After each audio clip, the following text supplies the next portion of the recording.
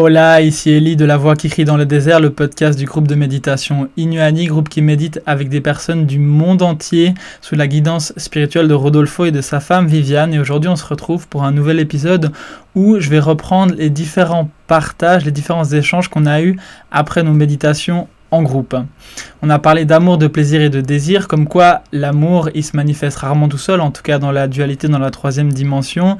Il est souvent relié avec l'attraction, le désir et le plaisir.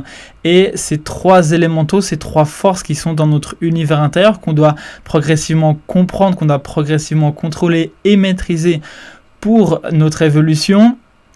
Il faut comprendre que ces élémentaux, ils sont très importants parce que c'est grâce à ça qu'on est sur la Terre. Sans ça, on ne pourrait pas exister, on ne serait pas manifesté sur la Terre parce que c'est ça qui fait que les êtres humains, ils ont la volonté de se reproduire et de continuer leur évolution. Par la force de volonté, à mesure de méditation, si on s'intéresse à aller plus loin que ressentir ces élémentaux à notre niveau, à des niveaux humains, si on a envie de les ressentir à d'autres niveaux beaucoup plus forts, c'est la voie de la spirale dorée, la voie que Rodolfo nous enseigne, et c'est de sublimer ces trois élémentaux par notre force de volonté quand on arrive à un certain niveau d'activation et de maîtrise de ces forces intérieures. Pour nous transporter à d'autres niveaux, pour vivre ce qu'on appelle la vraie pleine conscience, la pleine conscience de notre origine, d'où on vient, comment on s'est manifesté depuis notre première incarnation dans le grand jeu mystérieux des multiples réincarnations de millions d'années. Pour la plupart des gens, l'amour, on le ressent de l'extérieur vers l'intérieur, c'est-à-dire que on est activé par peut-être notre partenaire, par nos amis, par notre famille, par tous les gens qu'on aime. Et ça, c'est ressentir de l'amour à l'intérieur, le même élémental qu'on ressent à travers la méditation, mais il est activé par quelque chose d'extérieur. Et que souvent, dans la dualité, il est combiné à l'attraction qui peut ressembler à de l'amour, mais qu'en fait est un mélange de désir et de plaisir. À travers de la méditation, ce qu'on apprend, c'est qu'on ressent aussi de l'amour, du plaisir et du désir, mais à un autre niveau, progressivement toujours plus fort, et pour pouvoir se préparer à une expérience beaucoup plus forte, pour pouvoir travailler notre alchimie intérieure, pour qu'on puisse comprendre comment ça fonctionne, qu'on puisse les réguler. Rodolfo, il parle souvent d'un bouton de volume, comme si on pouvait augmenter ou descendre ces forces à l'intérieur de nous.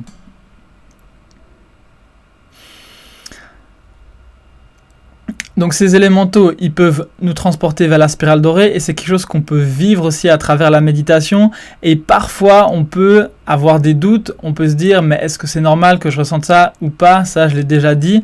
Simplement, ce qu'il faut se dire, c'est que si dans notre génétique, dans notre ADN, il y a le plaisir, il y a le désir, c'est qu'il y a une raison pour ça et du coup, il n'y a pas besoin de remettre en question. Tout ça, c'est culturel, tout ça, c'est des croyances qui ont été inculquées pas seulement depuis cette vie-là, mais peut-être depuis d'autres vies et qui sont des barrières, des freins à notre évolution et qu'il faut à tout prix maintenant, si on a envie d'évoluer, s'en défaire. On a parlé aussi de notre recherche scientifique.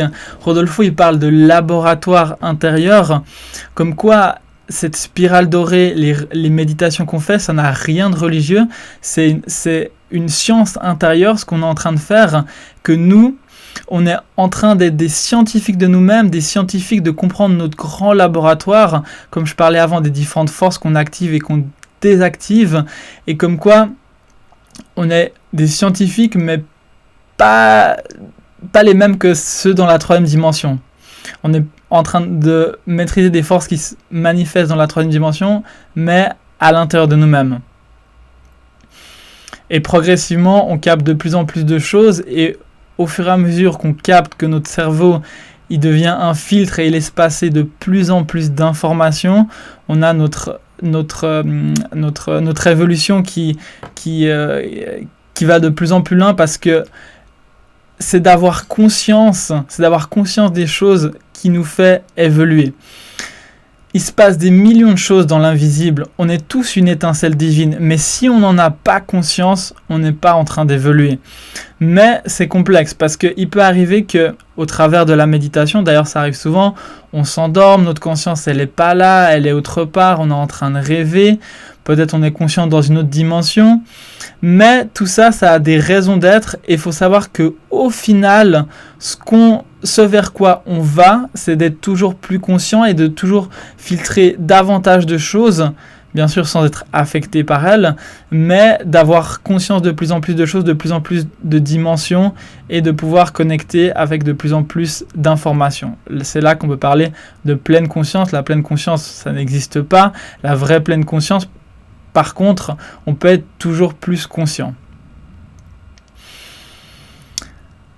À chaque fois qu'on vit une expérience au travers des méditations avec le groupe, c'est Rodolfo qui nous fait une touche spirituelle, il nous touche à certains endroits, à certains points lumineux, et c'est aussi l'égrégore du groupe, c'est aussi tout cet égrégore qui nous soutient et tous les maîtres spirituels qui sont à côté de nous et qui peuvent activer nos différents micro-univers intérieurs. Avec l'évolution, progressivement, on arrive à voyager dans différents micro-univers de nous-mêmes. Et finalement, peut-être, avec le mérite de notre évolution, on pourra voyager dans le grand macro-univers, aller voyager dans d'autres univers, peut-être qui sont habités par d'autres races, qui ne sont pas habités. Tout ça, ça arrive pas pour l'instant pour la plupart des gens, parce qu'il faut continuer son évolution et que pour l'instant, Rodolfo, il dit qu'on est dans la poussette spirituelle et qu'on est à la crèche et comme quoi, il faut qu'on grandisse, qu'on évolue. On a parlé de lumière dorée, comme quoi, chaque fois qu'on médite, il y a un grand pouvoir intérieur qui inonde une lumière dorée, une lumière qui en fait vient de la manifestation de la troisième dimension de la dualité. Pour qu'il y ait cette manifestation, il y a la lumière dorée, il y a la contrepartie en antimatière obscure, donc il y a ces deux polarités, mais c'est cette lumière qui nourrit invisiblement la dualité qu'on voit pas pour l'instant, mais qu'au bout d'un moment on commence à la voir, on commence à la ressentir partout, et c'est comme un rayon invisible qui nous donne la vitalité, qui nous fait vivre.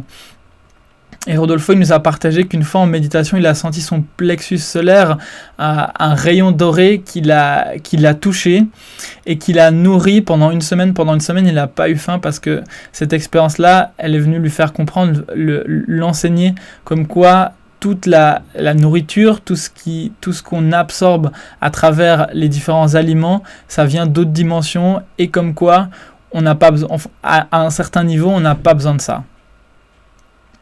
Et peut-être qu'à la fin de notre vie, ce rayon qui nous nourrit, il se sépare de notre enveloppe pour qu'on le retrouve dans notre future incarnation.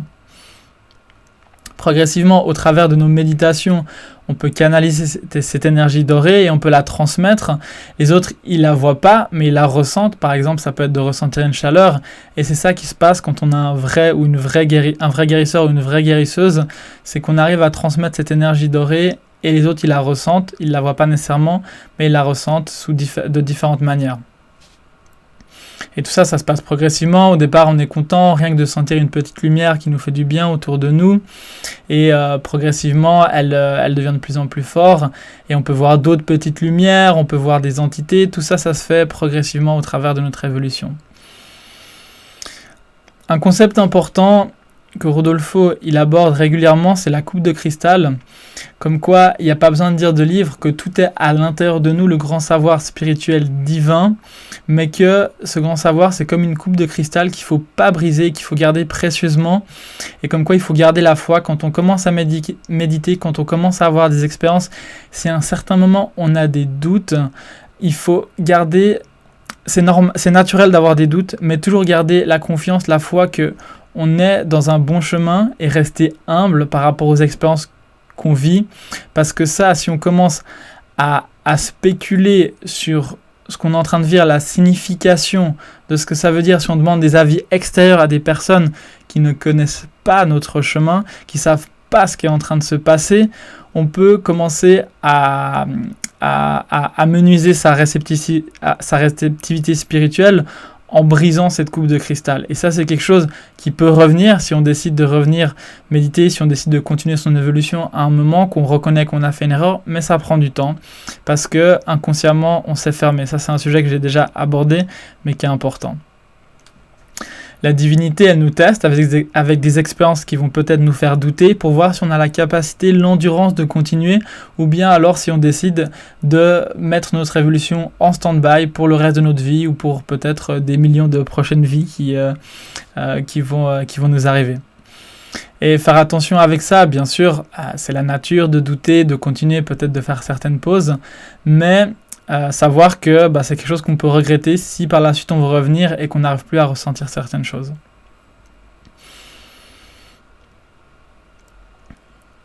Concernant la touche spirituelle, donc Rodolfo, il voit des points lumineux sur nous pendant la méditation et de par le fait qu'il arrive à se bilocaliser, il arrive à nous toucher à distance, c'est un pouvoir qu'on a tous mais on n'en est pas nécessairement conscient. Il arrive à se déplacer dans l'espace-temps et toucher ces points lumineux pour nous aider pour notre évolution.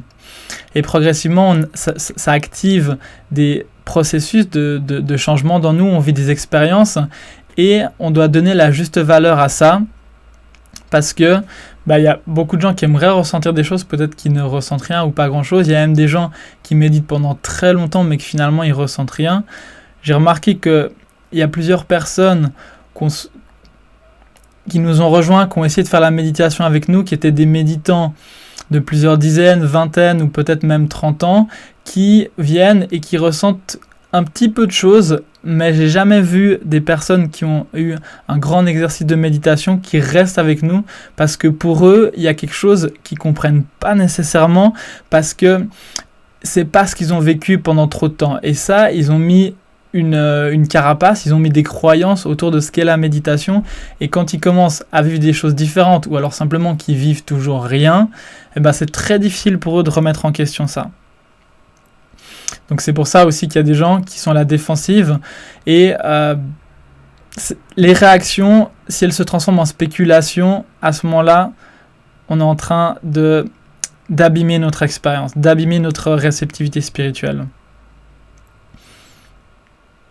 Pour l'instant, on est submergé par nos préoccupations, tout ce qu'on peut vivre à travers la méditation, que ce soit spirituel ou matériel, c'est des choses qui vont s'écarter progressivement. Et il y a une participante qui parlait d'expériences de vie précédentes qu'elle a vécues très fortes avec le Christ pendant la méditation. Et quand il se passe des événements comme ça, alors il faut se laisser aller et avoir confiance que c'est des choses qui passent, qu'on est en train de brûler ses mémoires et qu'ensuite on va passer à un autre niveau où on va plus vivre des expériences comme ça. Même si ces expériences-là, elles peuvent être agréables.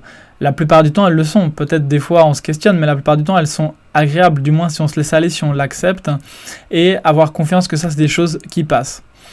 L'épreuve, le test, c'est de ne pas avoir peur des expériences qui nous arrivent, et la divinité, elle nous regarde constamment pour voir si on continue, ou bien à ce moment-là, si on commence à avoir des doutes, si on spécule sur la signification de ces expériences.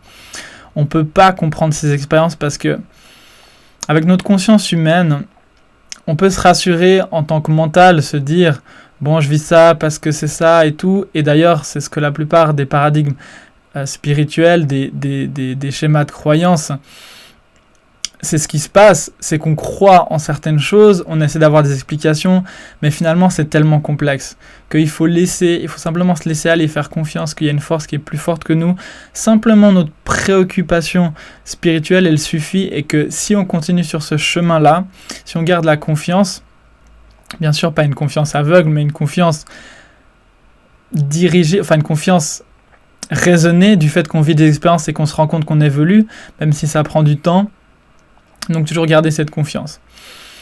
La seule chose auquel nos divinités intérieures s'intéressent, c'est notre préoccupation spirituelle, c'est le fait qu'on a envie d'évoluer. Toutes les peurs qu'on peut avoir, toutes les préoccupations de comment ça peut se passer, de est-ce que c'est juste, pas juste, tout ça, notre divinité intérieure, elle s'en fiche royalement, ça ne l'intéresse pas. C'est comme, il y avait, je sais plus qui donnait l'exemple.